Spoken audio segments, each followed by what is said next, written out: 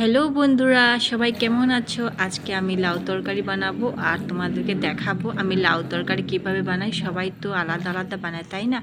তো আমি লাউগুলো রাত্রে ধুয়ে কেটে রেখে দিয়েছিলাম, আর এই জন্য ধুচ্ছি, না হলে আমি লাউটা ধুই না, ধুয়ে কাটি। তো আজকে আমি রাত্রে সময় অভাবের জন্য রাত্রে কেটে রেখে দিয়েছিলাম। আর এখন আমি লাউগুলা দিয়ে দিচ্ছি কুকারে। আর এতে আমি জল মিশাবো না, কেন কি না লাউ থেকে নিজস্ব একটা জল বের হয়, আর নিজের জল দিয়ে তরকারি হয়, খেতে অনেক স্বাদ লাগে। তারপর দেখুন আমার মাছও এসে গেল। মাছ আজকে কিছু ভালো মাছ ছিল না, আমার কাছে রাত্রেরও মাছ রয়েছে, তো ওইখানে ছোটো মাছ পেয়েছি। তো আমি বড় মাছই নিলাম, একটু মাছটা কেটে নিয়ে নিলাম। কাটতে অনেক সময় লাগে, তো দেখলাম কি আমার কুকারে সিটি মেরে দিল। আর আমি তারপর এই যে তেলের মধ্যে ফোড়ন দিয়ে আর শুকনো লঙ্কা দিয়ে একটু ভেজে নিলাম। শুকনো লঙ্কার একটা সেন্ট আসবে, খুবই টেস্ট হয়। তারপর যে আমার সিদ্ধ করা লাউগুলা আমি এখানে ঢেলে দিলাম তেলের মধ্যে। এইভাবে আমি পরে মাছটা দিই।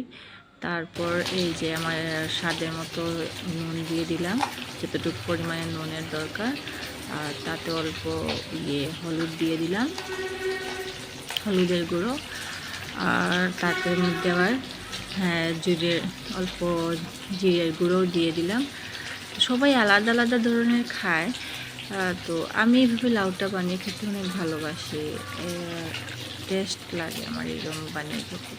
তো এখন এই মাছটা আমি এই যে দিয়ে দিলাম, দেখছেন। এখন এই মাছটা আমি মিক্সড করব না, আমার আখের মাছ রয়েছে, ছোটো মাছ, ট্যাংরা মাছ, ওইগুলা দিয়ে লাউ বানাবো।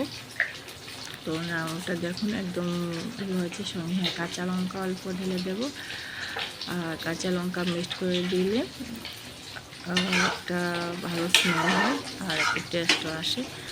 তারপরে আমি এটাতেই দেখুন রাতে আমার ট্যাংরা মাছ ছিল, ট্যাংরা মাছটা মিক্সড করে দিয়েছি। আর ট্যাংরা মাছের সঙ্গে লাউ তরকারি অনেক টেস্ট হয়। মিক্সড করে দিলাম। মিক্সড করে দেওয়ার পর লাস্ট আমি একটা কি করব, একদম সব শেষে আমি অল্প ধনে পাতা দিয়ে দেব। তো ধনে পাতা আমি কুচি কুচি করে কেটে রেখে দিয়েছিলাম, এই যে ধনে পাতা কুচি কুচি করে এটাতে আমি মিক্সড করে দিলাম। তো এখন হয়ে গেছে আমার লাউ তরকারি। আমি রান্না করে কেমন হয়েছে জানাবেন, আর ভালো লাগলে একটু কমেন্ট করে দেবেন।